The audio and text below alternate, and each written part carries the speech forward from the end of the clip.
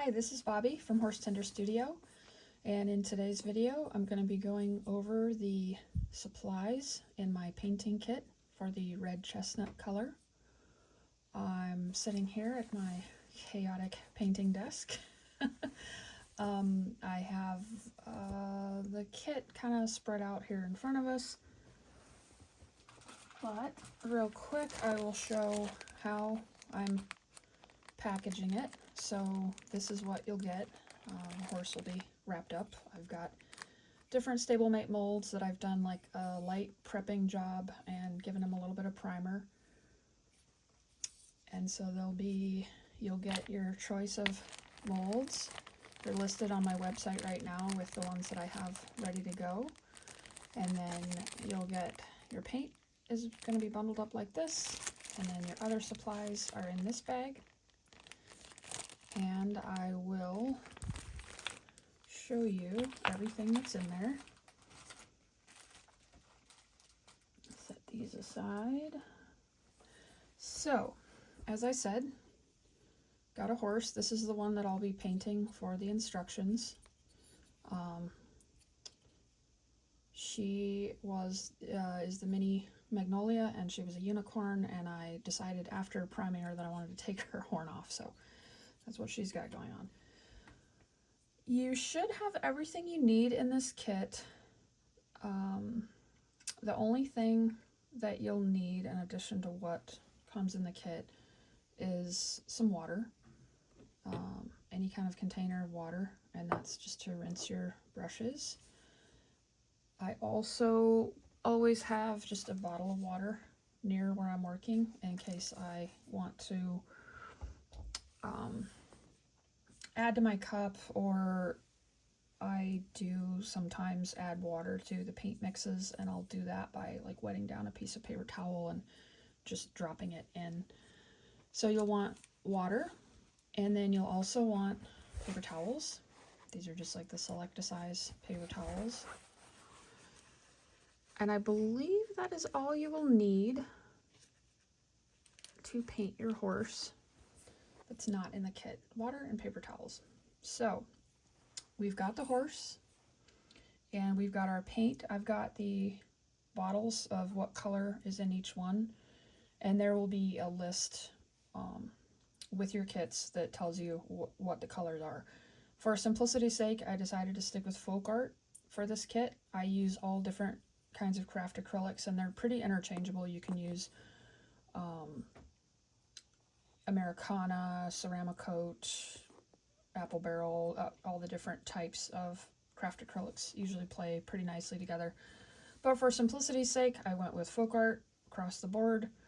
And so we've got burnt sienna, metallic copper, burnt umber, pure gold, black, and titanium white. And they're all mattes and metallics. Then you'll get a painting palette. Yours will be empty. This one is one that I've been using for my testing, and kind of refreshing, practicing some things. But this is also a tip that I wanted to share.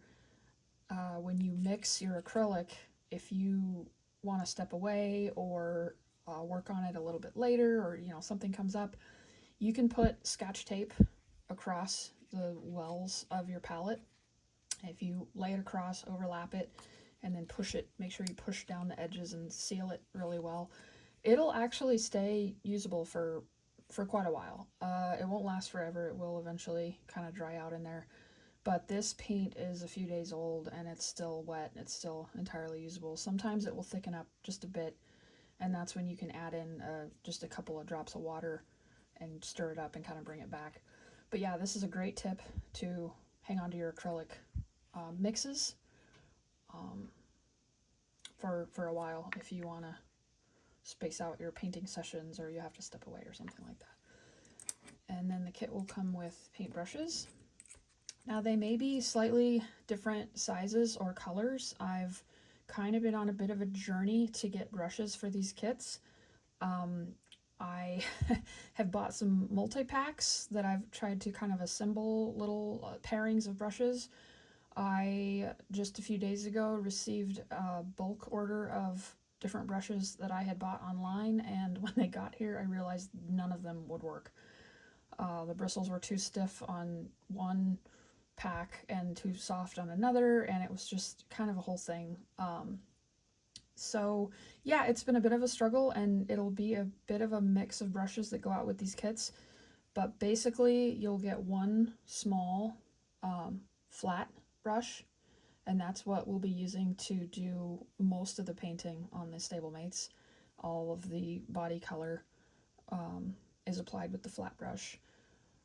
And then there will be a larger round brush, and that is mostly I use for the legs, manes and tails, getting into anything where there's, you know, deeper areas to kind of get the paint into.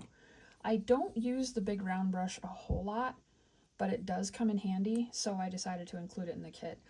Mostly what I use every time I do a stablemate is a flat brush and a small round brush, like a detail brush.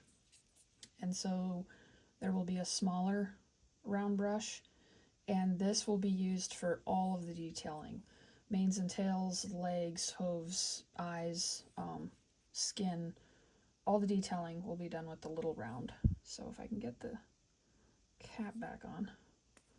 Yeah, so really all you need are these two, but I did decide to include this one because it can come in handy, and or paintbrushes are always good. So then the other thing you're going to get are these little sponge applicators. All these are is the makeup sponges, makeup wedges. I cut them down into smaller wedges, and then I round off the corners to make like a round spot, and that's what we'll be using on the horse. And the reason for that is just to not have the right angles and straight edges and stuff. It allows for more natural shading. And so you'll get a little pile of these guys. Then there are some craft sticks or popsicle sticks.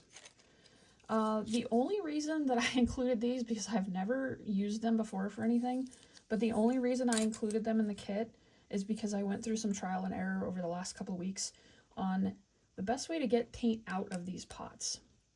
Because I can tell you that, you know, for my entire time painting, I've used these bottles, and they're really easy because you just flip the top and then you can squirt into your palette.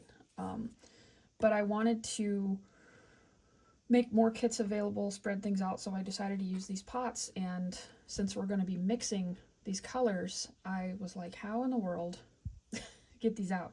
You could definitely just tip them and kind of, I mean, you could even use the back of your paintbrush, which I've done before sometimes if I'm trying to get some paint or mix something. But I think these will work pretty well. I've done some tests with it, so to kind of scoop the paint out, and I included just a little handful of them. And so that's kind of a new thing. Like I said, I've never really used popsicle sticks for painting before, but that's why they're there. I think they'll work well for us to do that. And then one of my go-to tools for all kinds of things, art, is flat toothpicks. I use a ton of these to mix my paint in the painting realm. These are just perfect, I think, for mixing, especially tiny amounts of paint, like for working on stablemates and detailing, you know, even the big models and stuff. I use a lot of these. I keep a little cup off to the side here on my painting desk that just has these in there, and you can buy them, you know, you can get hundreds and hundreds of them in a box for a few bucks, I think. So they work really well for that. I've included those. I think that's it. I think that's a pretty good little overview of everything that you're going to get when you get a painting kit, and a bit of a mention on what it's for. I'm going to include a printout of all of this too, so you don't have to come back to this video and be like, what were those popsicle sticks for? Yeah, so I hope that helps.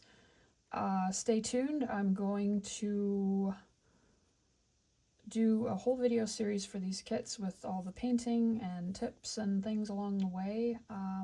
It's going to be, I think, about 10 videos. I'm I'm going to try to keep them short. We'll see how that goes. But yeah, this is the overview of the supplies, and stay tuned. Next, we're going to start painting. Talk to you guys later. Bye.